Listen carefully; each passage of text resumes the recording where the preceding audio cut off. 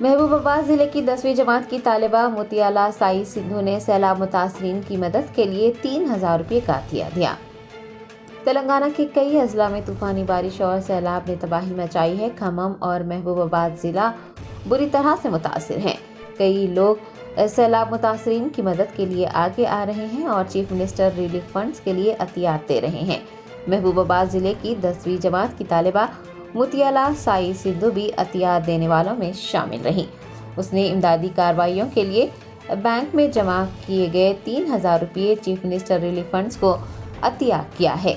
सिद्धू ने महबूबाबाद कलेक्ट्रेट में chief minister Revanth Reddy से मुलाकात करते हुए रकम सौंपी। रेवंत रेड्डी ने तालिबा के इस जज्बे की सिताइश करते हुए उसे मुबारकबाद दी है।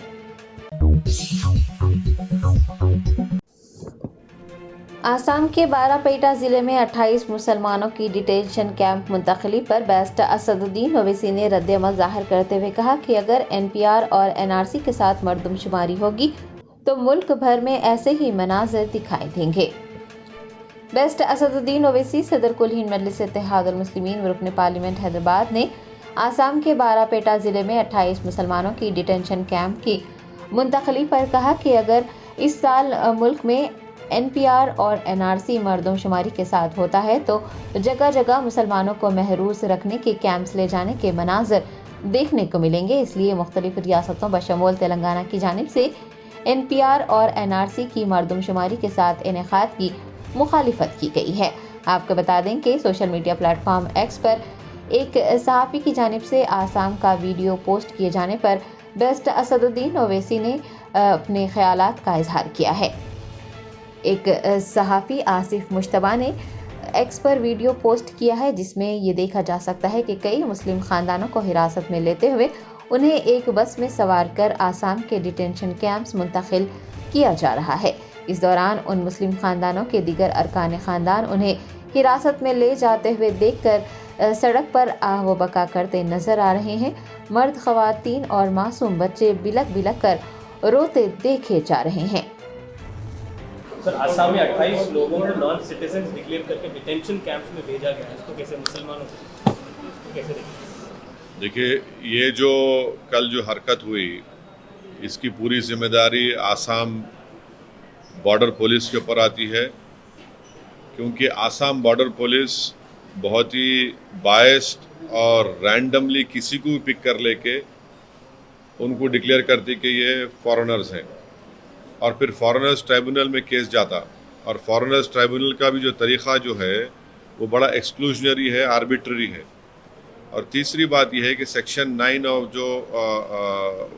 ऑफ द फॉरेनर्स का एक्ट है, उसमें बर्डन ऑफ प्रूफ जिन पे आर्बिट्रर्स पे लगाया जाता है कि ये भारत के नागरिक नहीं, उन पे आ जाता है।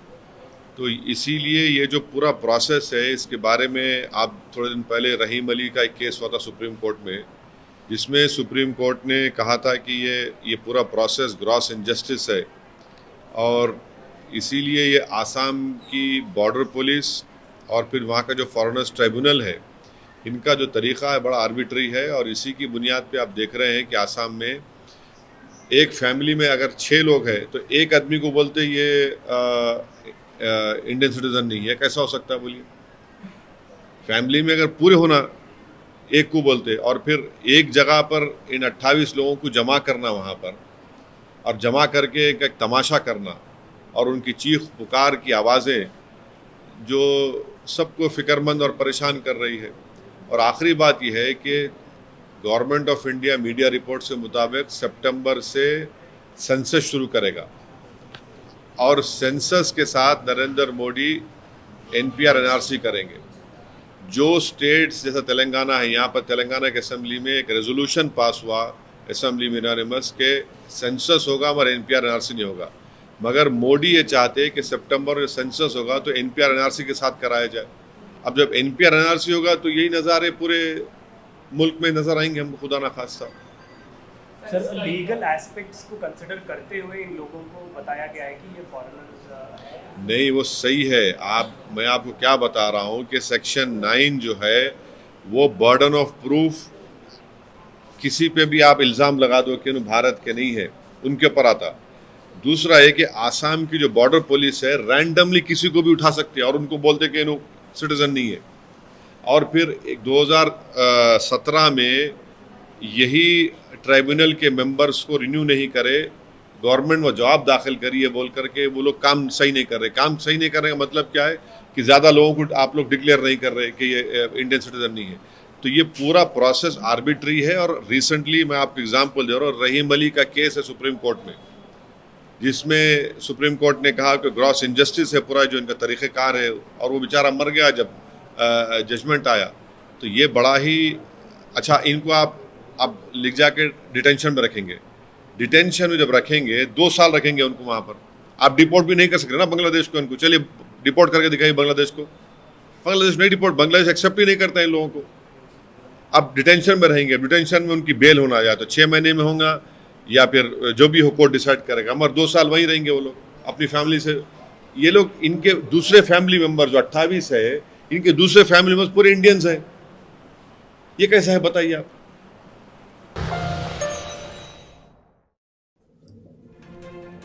फूड सेफ्टी महकमे की टास्क फोर्स टीम ने हैदराबाद के मशहूर नीलोफर कैफे पर छापा मारा। इस्तेमाल की मुद्दत खत्म होने के बावजूद पनीर और भुनी हुई मूंगफली इस्तेमाल किए जाने का इंकशाफ हुआ। फूड सेफ्टी महकमे की टास्क फोर्स टीम ने शहर हैदराबाद के बंजारा हिल्स इलाके में वाक़ नीलोफर कैफे पर छापा मारा है। दनियासना FSSAI लाइसेंस की कॉपी, अहाते में आवेजा पाई गई मेडिकल फिटनेस सर्टिफिकेट भी दस्तियाब रहे। ताहम रेफ्रिजरेटर के अंदर बगैर लेबल वाले चीनी का शरबत और मसाले पाए गए हैं। हुकाम ने पाया कि फरोख्त के लिए रखे गए केक्स पर भी लेबल नहीं लगे थे। बावर्ची खाने से पनीर, कश्मीरी पेपरिका पाउडर और भुनी हुई मूंगफली बरामद की गई है, जिसकी इस्तेमाल की मुद्दत ख़त्म हो चुकी थी। अदाकारा अनन्या नागला तेलुगु रियासतों में सैलाब मुतासरीन की मदद के लिए आगे आई हैं। उन्होंने दोनों रियासतों को 2.5 लाख रुपये का अतिया दिया है। दोनों तेलुगु रियासतों तेलंगाना और आंध्र प्रदेश में शदीद बारिश और फिर सैलाब ने तबाही मचाई है। कई इलाके डूबे हुए हैं। ऐसे में कई शख्सियतें सैलाब मुतासरीन की इमदाद के लिए आगे आ रही हैं। उनमें अदाकारा अनन्या नागला भी शामिल हैं। अनन्या ने रियासत आंध्र प्रदेश को 2.5 लाख रुपये और तेलंगाना को 2.5 लाख रुपये अतिया करने का ऐलान किया। उनका कहना है कि वो चाहती हैं कि दोनों रियासतें इस आफत से निकल आएं।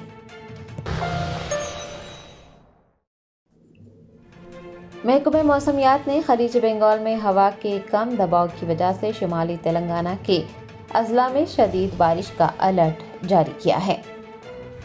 IMD ने बताया कि कुमरम, हिमासिफाबाद, मंशियाल, जयशंकर, भोपालपल्ली और मुलुगु अजला में भारी बारिश का इम्कान है। तेलंगाना की इन अजला के लिए येलो अलर्ट जारी किया गया है, जबकि आदिलाबाद, मंशियाल, जयशंकर, भोपालपल्ली, मुलुगु, भद्रादरी, कोत्तागुड़म, खम्मम और महबूबाबाद अजला में गरज चमक और तेज़ हवाओं का इम्कान जताया गया है। IMD ने शहर हैदराबाद के लिए भी येलो अलर्ट जारी किया है। शहर में 30 से 40 किलोमीटर फी घंटे की रफ्तार से तेज़ हवाओं के साथ हल्की ता दरमियानी बारिश या फिर गरज चमक के साथ बारिश की पेश क़यासी की गई है।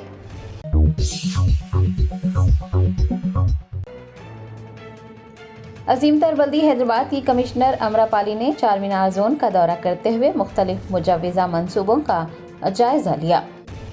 हैदराबाद के पुराने शहर में सड़क और दीगर मुजव्वज़ा तरक्याती मंसूबों का जायज़ा लेने के लिए अजीम तर बल्दी हैदराबाद की कमिश्नर अमरापाली ने जोनल ऑफिसर्स के साथ चंद्रानगुट्टा, शिवरामपल्ली, राजेंद्र नगर और बंडलागुड़ा इलाकों का दौरा किया। उनका कहना है कि वो बुनियादी ढांचे को बेहतर बनाने और शहरियों की ज़रूरियात पूरी करने के लिए पुरअज़्म हैं।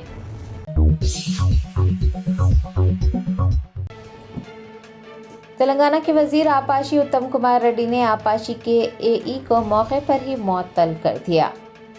ज़राए ने बताया कि वजीर उत्तम कुमार रेड्डी ने हुजूरनगर कस्बे में शिव मंदिर के करीब एक कॉलोनी का दौरा किया। इस मौके पर मुकामी लोगों ने बताया कि तालाब के पुश्ते के साथ बनी नहर की वजह से उन्हें परेशानियों का सामना करना पड़ रहा है। वजीर उत्तम कुमार रेड्डी ने अवामी मसाइल पर तवज्जो न देने और उनके मसाइल को हल न करने पर AE श्रीनिवास पर बरहमी जाहिर की और आला अफसरान को AE को फौरी तौर पर मुअत्तल करने का हुक्म दे दिया। जश्न आज़ादी हिंद के ज़िमन में मीना हॉस्पिटल की खुसूसी पेशकश। आइए अमराज से आज़ादी व छुटकारा पाएं। 15 जुलाई ता 15 अगस्त मुफ्त हेल्थ कैंप। गरीब व जरूरतमंद मरीजों के लिए खुशखबरी। तमाम अक़साम के मुआयनाजात पर 20% डिस्काउंट। रजिस्ट्रेशन जारी है। माहिरीन तिब व सेहत से मुफ्त मुशावरत। सेहतमंद मुआशरे की तश्कील का ज़ामिन। आलमी शोहरत याफ्ता डॉक्टर्स की खिदमत। बेहतरीन इलाज व मुआलजे की सहूलतें। असरी तकाज़ों और मिशनरी से लेस शानदार दवाखाना। आवाम की खिदमत थी मीना हॉस्पिटल का नस्बुलैन। Meena super speciality hospital, Shurampalli, Rajendra Nagar, pillar number 254, Hyderabad.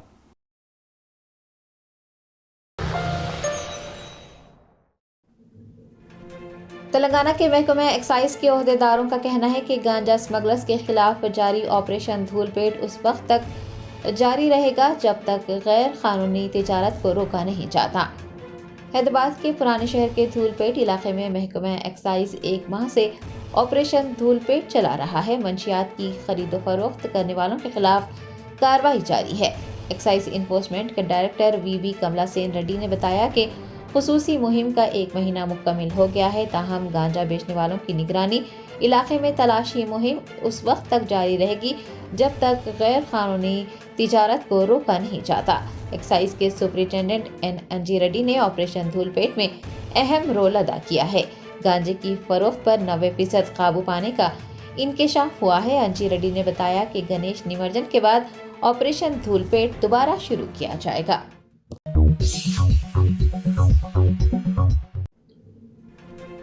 Mulugu जिले में तूफानी हवाओं ने तबाही मचा दी। कई मुकामात पर दरख्त गिर पड़े, जंगलाती इलाके को भी नुकसान पहुंचा। जराये ने बताया कि मुलुगु जिले में तूफानी हवाओं ने तबाही मचाई है, जिससे जंगलाती इलाके को नुकसान पहुंचा। इतूरो नगरम मंडल के कोंडोई से ताड़वाई मंडल के गोनपल्ली तक तकरीबन 15 किलोमीटर के रकबे में 50,000 दरख्त जड़ों से उखड़ गए।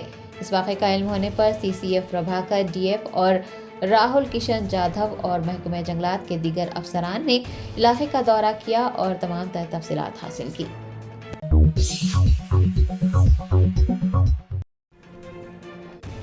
बालापुर पुलिस ने शाहीन नगर इलाके में नाकाबंदी के जरिए गाड़ियों की तलाशी ली। जराये ने बताया कि बालापुर पुलिस ने नाकाबंदी करते हुए बगैर हेलमेट, बगैर दस्तावेजात और बगैर नंबर प्लेट्स के अलावा कम उम्र बच्चों की गाड़ियां चलाने पर मुहिम चलाई। अलावा अजीज सरखा की हुई गाड़ियां चलाने वालों के खिलाफ भी कार्रवाई की गई है। पुलिस अहदेदारों ने 10 मोटर गाड़ियां जब्त की हैं। इस दौरान 2 पहिए और 4 पहियों वाली गाड़ियों के अलावा ऑटो रिक्शा की भी तलाशी ली गई। इस मौके पर महेश्वरम के डिप्टी कमिश्नर सोनता रेड्डी भी मौजूद थे।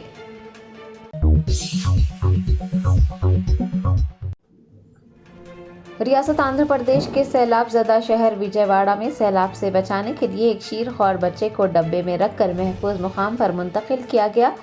डब्बे में बच्चे की मुंतकली का जज्बाती वीडियो सोशल मीडिया पर वायरल हो रहा है। तेलंगाना की तरह पड़ोसी रियासत आंध्र प्रदेश में भी सैलाब ने तबाही मचाई है। मूसलाधार बारिश की वजह से कृष्णा नदी में तूफानी आने से विजयवाड़ा शहर सैलाब की जद में है। कई इलाके ज़ेर आब हैं, कई लोग पानी में फंसे हुए हैं। ऐसे में सिंहनगर से एक जज्बाती वीडियो सामने आई है, जिसमें देखा जा सकता है कि एक शीरख्वार बच्चे को डब्बे में रखकर महफूज मुकाम पर मुंतकिल किया जा रहा है। बच्चे की हिफाजत के लिए सिंहनगर के रिहायशियों ने ये इक़दाम किया है। सोशल मीडिया पर जज्बाती वीडियो तेज़ी से वायरल हो रहा है। वीडियो को #विजयवाड़ा में बाहुबली 3 का वाक़या कहकर शेयर किया जा रहा है। नेटिजन्स इस मंजर को देखकर जज्बाती हो रहे हैं। सिंहनगर के रिहायशियों के इस इक़दाम की तारीफ़ें भी की जा रही हैं। बताया गया है कि सैलाब में फंसने के 2 दिन बाद अपने बच्चे से मिलकर उसके वालिदैन रो पड़े।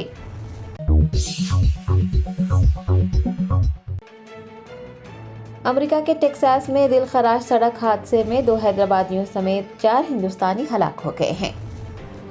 ज़राये ने बताया कि टेक्सास की US रूट 75 आना में गाड़ियों के तसादुम के नतीजे में 4 हिंदुस्तानी हलाक हो गए, जिनमें 2 हैदराबादी शामिल हैं।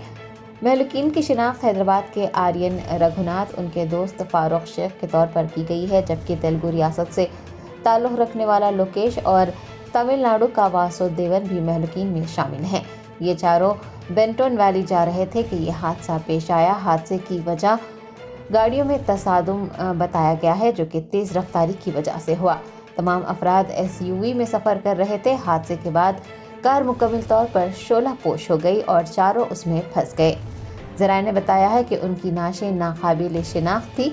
हुकाम ने उनके दांतों और हड्डियों के नमूनों का इस्तेमाल करते हुए DNA फिंगरप्रिंटिंग की मदद से उनकी शिनाख्त की है।